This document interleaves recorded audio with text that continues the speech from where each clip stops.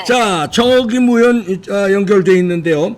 자, 아프간도 잘 정리해 주셨지만 국내 정치도 지금 아프간 못지않게 지금 그 국민의힘이 말하자면은 수권 정당의 의지가 있는지 없는지, 아프간 정부가 그런 의지가 없어서 그냥 탈레반에 넘긴 거하고 전 비슷하게 보는데, 의지가 있는지 없는지 저 경선 룰이 됐든 뭐 됐든 정권 교체 그냥 당연히 하는 줄 알고 있는데, 이게 만만치 않아 보입니다. 지금 하는 뭐 행세들이. 정권 교체를 원하느냐라고 여론조사를 해보면은 정권 교체를 원하는 국민이 훨씬 많잖아요. 그렇죠. 예.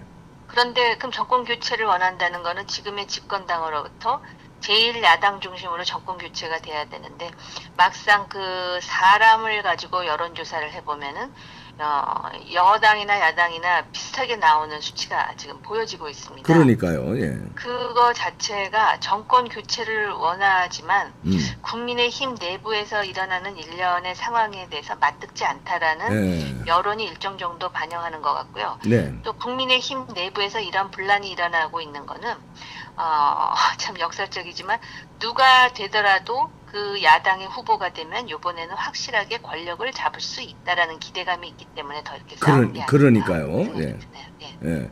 그냥 말뚝만 꽂아도 된다니까 그게 내 말뚝이다. 이렇게 생각하고 어떤 무슨 작전을 펴서라도 저 국민의힘에서 경선 통과만 하면 대통령 된다고 생각하는 거 위험한 생각 아닙니까, 이게? 지금 그 말뚝만 꽂아도 되지 않는다는 거는 네. 그 개개인에 대한 여론조사를 보면 나오는 데다가요. 그렇죠. 예.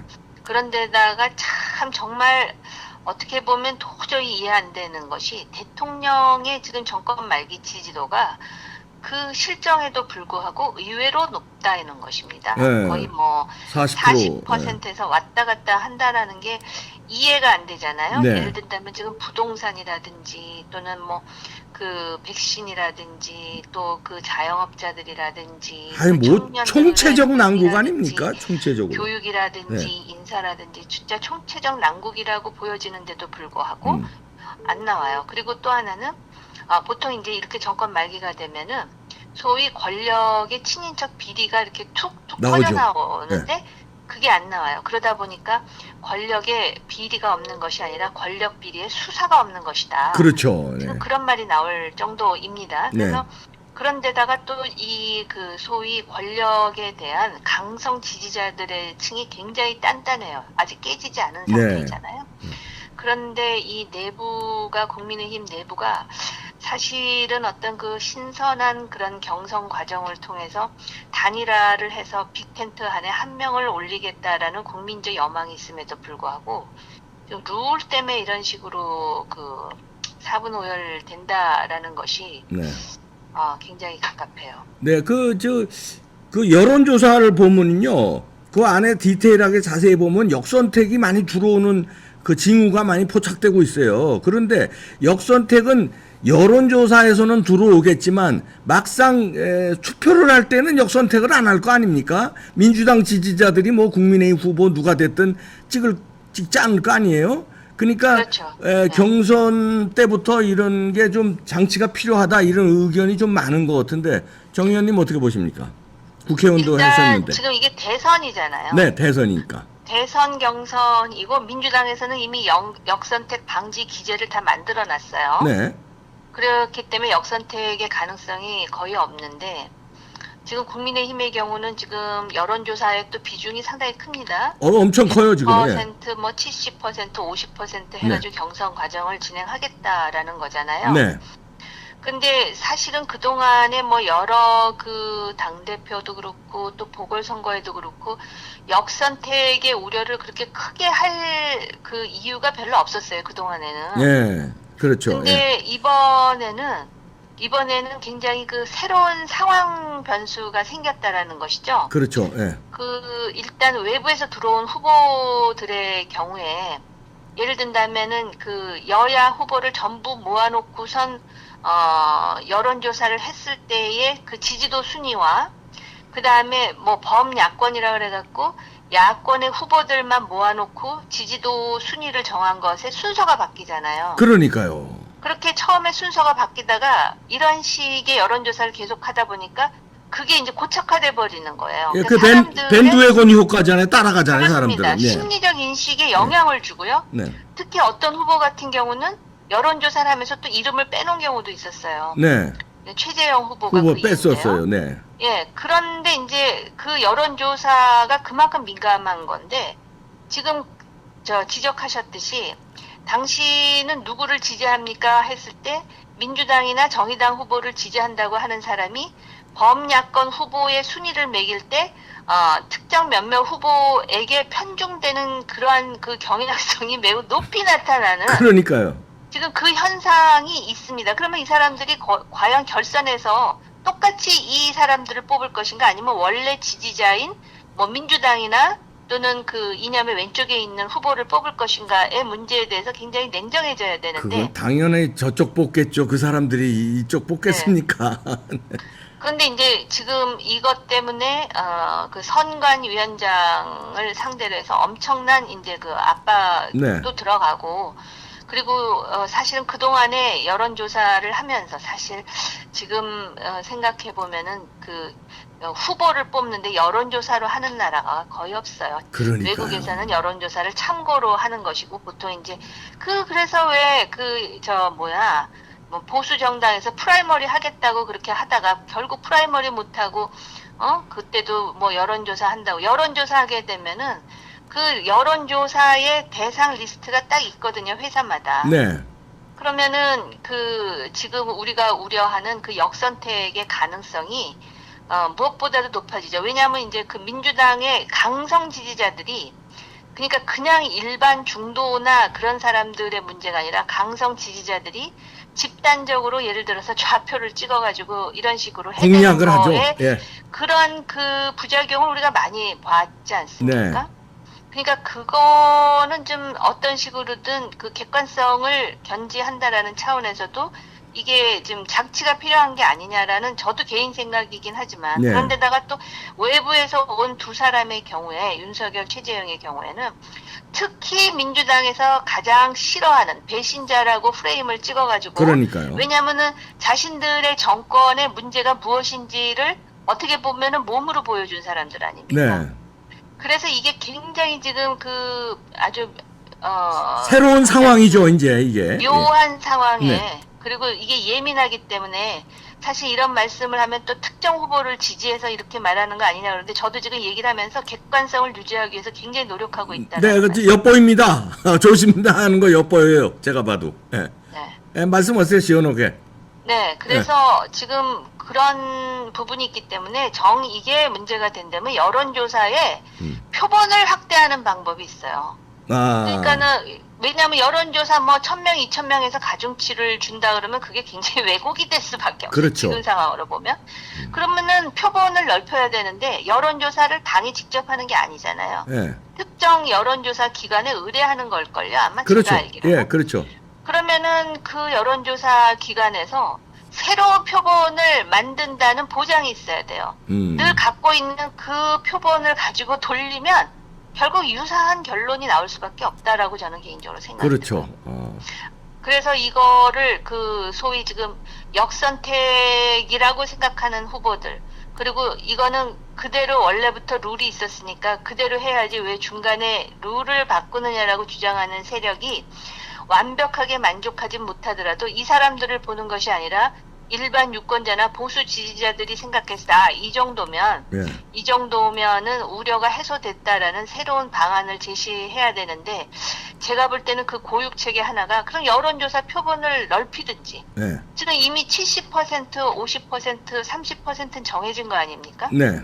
그럼 표본을 어떤 식으로 확대해야 되는 것인지 뭐 그런 거에 대한 근데 돈은 많이 들겠죠 비용은. 네.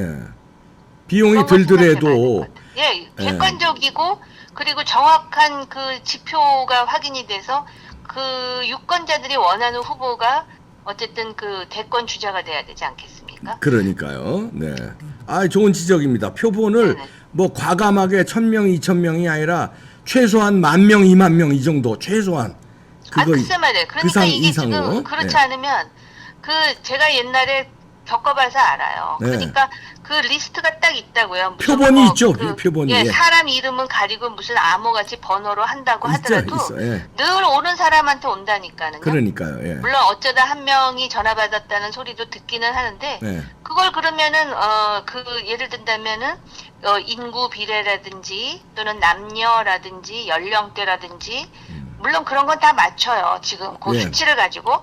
근데 그 샘플링을 확대하는 방법 뭐 포함하여 네.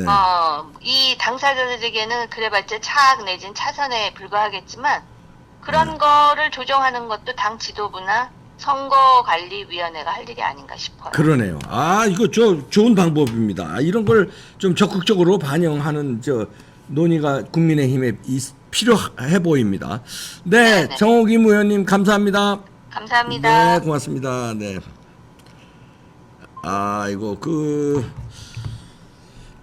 표본 모집단 얘기하는데 지금 여론조사 좋은 지적이에요. 1000명, 1008명 많아봐야 2000명짜리도 별로 없더라고요. 그거 가지고는 이 바이어스가 되는데 이 여론조사 기간마다요.